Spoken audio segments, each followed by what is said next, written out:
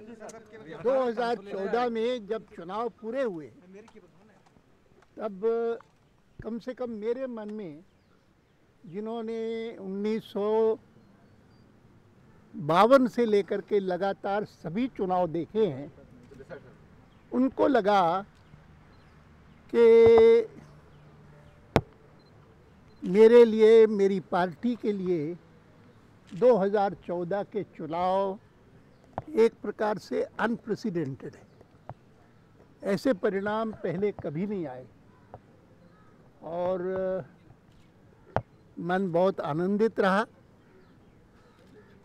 और मैं ये भी कहता था कि इन चुनावों में हमारी पार्टी के कार्यकर्ताओं ने बहुत परिश्रम किया है, लेकिन मैं इस बात से इनकार नहीं करूंगा कि यह स्थिति लाने में सबसे बड़ा योगदान हमारे विपक्षी पार्टियों का रहा है, जो मेरे खिलाफ लड़ रहे थे।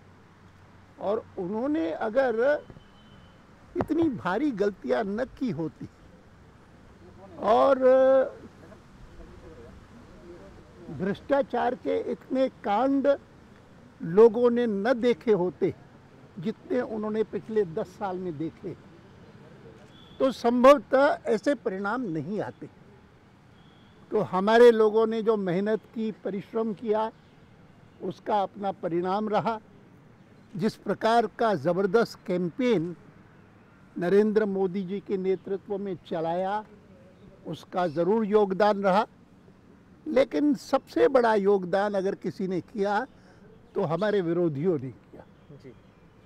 ये मैंने तब भी कहा था, आज भी कहता हूँ। लेकिन मैं साथ साथ ये भी बाद में कहता था कि लेकिन जो शानदार सफलता मिली है, उसके कारण हमसे अपेक्षा बहुत बढ़ गई है। और आज मैं इतना ही कह सकता हूँ कि चुनाव परिणाम आने के बाद जो पहला महत्वपूर्ण कार्यक्रम हमारी ओर से हुआ है, वह आज देश का स्वतंत्रता दिवस, उसका 68वां समारोह। और मैं अपने प्रधानमंत्री, देश के नेता, उनको मैं इस बात का साधुवाद दूंगा कि उन्होंने निर्णय किया कि आज वे कोई लिखित भाषण नहीं देंगे और वे एक्सटेम्पोर बोलेंगे लाल किले के प्राचीर से। और उसका जो परिणाम, उसका जो इम्पैक्ट रहा जनता पर, वो मुझे लगता है कि बहुत अच्छा रहा है। कि छोटी छोटी बातें लेकर के उन्होंने उन पर बल दिया।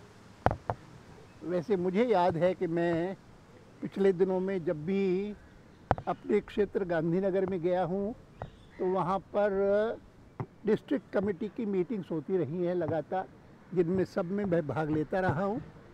और उनमें भी मैंने ये बात कही थी कि इन 10 सालों में दुनिया के सभी देशों में और भारत में भी अगर किसी बात का विशेष प्रभाव है, तो वो इस बात का है कि अचानक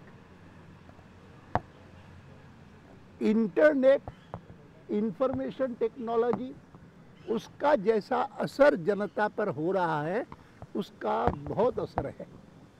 और इसीलिए मैं मानता हूँ कि जो व्यक्ति, जो संस्था इंफॉर्मेशन टेक्नोलॉजी का देश के लिए सही उपयोग करेगी, वह निश्चित रूप से देश का, राष्ट्र का और अपने संस्था का भला करेगी।